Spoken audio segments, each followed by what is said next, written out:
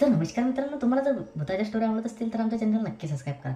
तर मित्रांनो, काही दिवस माझ्या घरी कार्यक्रम असल्यामुळे माझा व्हिडिओ काही सोडणं झाला नाही. तर मित्रांनो, इथून आपले व्हिडिओ कंटिन्यू येतील.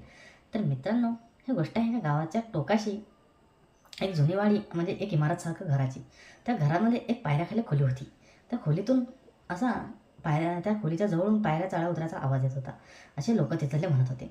पण मित्रांनो, तिथेच 3 मित्र शहरातून आलेले होते आणि त्यांना काही असं खरं वाटत नव्हतं. त्यांना हे वाटत होते की भूतबीत आणि अंधश्रद्धा आहे. तर त्यांनी मित्रांनो एक निर्णय घेतला की आपण तिघीजण तिथे जाऊन पाहू. तर ते तिघीजणांचं ना, एक होता रोहन आणि त्याचे मित्र सागर आणि निखिल. हे तिघीजण गेले आणि रातच्या 12 वाजता तिथे पोहोचले आणि त्या खोलीजवळ जाऊन उभे राहिले.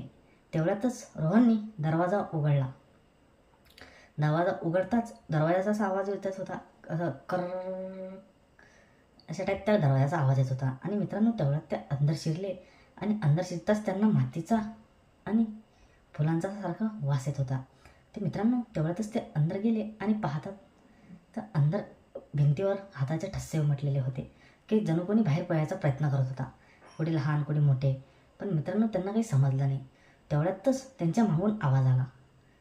तर तेवढ्यातच रोहनने मागे वळून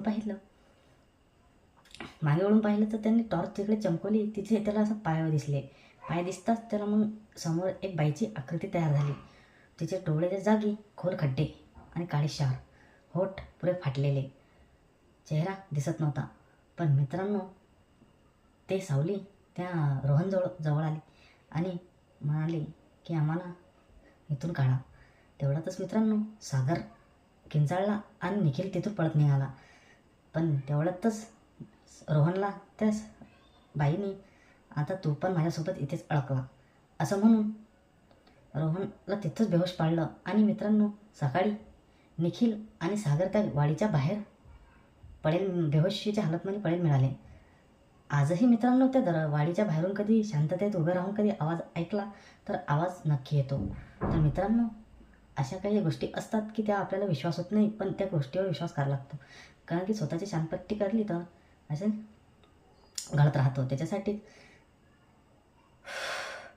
तुम्ही नक्की सांभाळून राहा, कारण की काही काही गोष्टी रिअल पण असतात. पुढील ब्लॉगमध्ये तोपर्यंत बाय बाय मित्रांनो. आणि गोष्टी आवडली असेल तर चॅनलला सबस्क्राईब करायला विसरू नका.